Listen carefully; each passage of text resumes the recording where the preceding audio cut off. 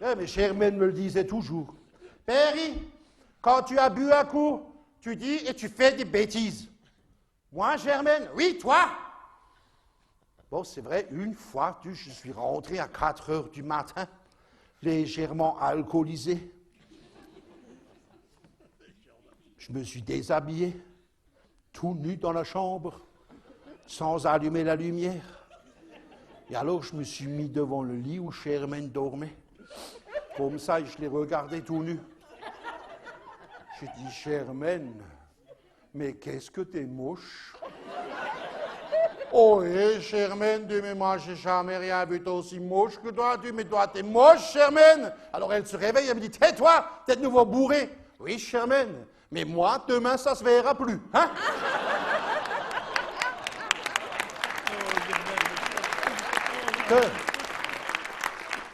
Ça, c'est comme le soir, né, où je suis une fois rentré de bonne heure, né. J'avais même pas bu. Je me suis couché avant elle, j'étais sous les draps. Elle rentre dans la chambre à coucher. Je dis, Germaine, pourquoi t'as mis cette chemise de nuit toute fripée pour aller dormir? Elle commence à pleurer. J'avais pas vu qu'elle était toute nue.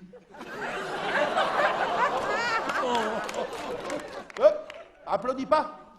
C'est ta femme qui te regarde. Oh, c'est vrai. Mais bon, d'avoir une femme comme ça te forge un caractère. Puis c'est des expériences dont tu peux faire profiter les copains. Moi, un soir, on était au bar avec Chanchon, le copain. Il y a un coup, il me dit, père, il regarde l'heure qu'il est. Il est de nouveau 2h30 le matin. Tu dis, yes, ce côte-naille, quand on va rentrer, on va nous recevoir sur la tête. J'ai dit, non, Chanchon. Maintenant, quand tu rentres après 2h du matin, légèrement alcoolisé, il faut rentrer avec beaucoup de stratégie. Ça s'appelle la stratégie Christophe Meyer. Je t'explique. D'abord, il faut retrouver la rue où tu habites et te mettre devant la maison où tu habites.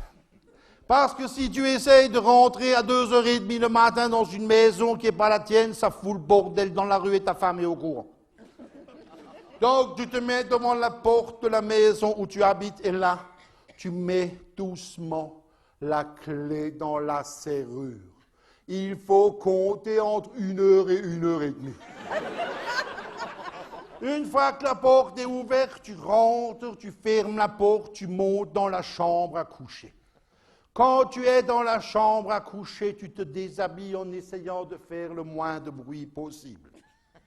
Une fois que tu es tout nu, tu te glisses délicatement dans le lit et tu prends ta Germaine comme ça dans les bras. Et là, Chanchon, écoute bien.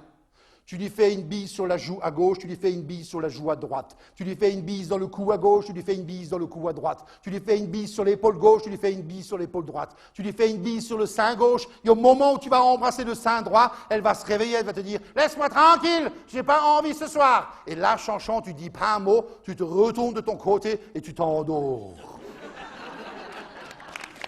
Chanchon, Chanchon, tu as compris? Oui, Perry, ça c'est super, ça je fais, hop, Chanchon, et demain matin on se voit à l'apéritif et tu me racontes comment ça s'est passé. D'accord. Le lendemain matin, il vient à l'apéritif, avec un œil au beurre noir. Chanchon, mais t'as pas fait ce que je dis ici, Perry, j'ai fait comme tu m'as dit. J'ai fait comme tu m'as dit. Ben alors, il m'a dit, écoute, je l'ai pris dans les bras, tout nu, je me suis couché, je l'ai pris, bisou à gauche, bisou à droite, dans le cou à gauche, à droite, l'épaule à gauche, à droite, le sein gauche, et au moment où j'allais embrasser le sein droit, elle ne s'est pas réveillée. Ah. Qu'est-ce que t'as fait? Il m'a dit, j'ai continué. T'as continué? Oui. Je lui ai fait une bise sur le nombril à gauche, une bise sur le nombril à droite. Je lui ai fait une bise sur la hanche de gauche, je lui ai fait une bise sur la hanche de droite. Je lui ai fait une bise sur la cuisse gauche, une bise sur la cuisse droite, une bise sur le genou gauche. Et il me dit, au moment où j'allais lui embrasser le genou de droite, elle m'a chopé par les cheveux, elle m'a mis une droite en me disant, espèce d'ivrogne, ça aurait été un bistrot, tu te serais sûrement arrêté. Hein?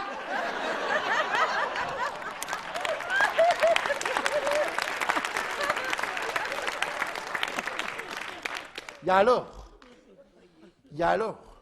Messieurs, j'espère que vous avez pris des notes, hein? Mais faites comme je vous l'ai expliqué.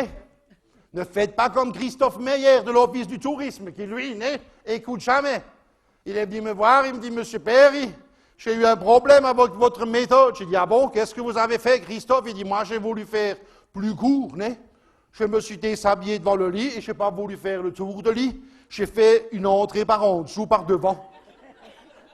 Ah bon, Christophe? Et ça a donné quoi? Il m'a dit, je vous explique, j'ai fait une bille sur le talon gauche, une bille sur le talon droit. J'ai fait une bille sur la cheville gauche, une bille sur la cheville droite. Une bille sur le mollet gauche, une bille sur le mollet droit. Une bille sur le genou gauche, une bille sur le genou droit. La cuisse gauche, la cuisse droite, la hanche gauche. Et là, quand je suis passé devant les portes du paradis, que j'ai senti l'odeur du fruit défendu, ça m'a excité et j'ai fait l'amour comme un fou pendant une demi-heure. J'ai dit, mais ça, c'est donc pas grave, Christophe? Il me dit, si. Parce qu'après, j'avais soif. Je suis allé dans la cuisine et là, j'ai vu ma femme assise à table. J'ai dit, mais qu'est-ce que tu fais là? Elle me dit, heureusement que tu passes dans la cuisine parce qu'il y a maman qui a vu hier soir. Je l'ai mis dans l'autre lit.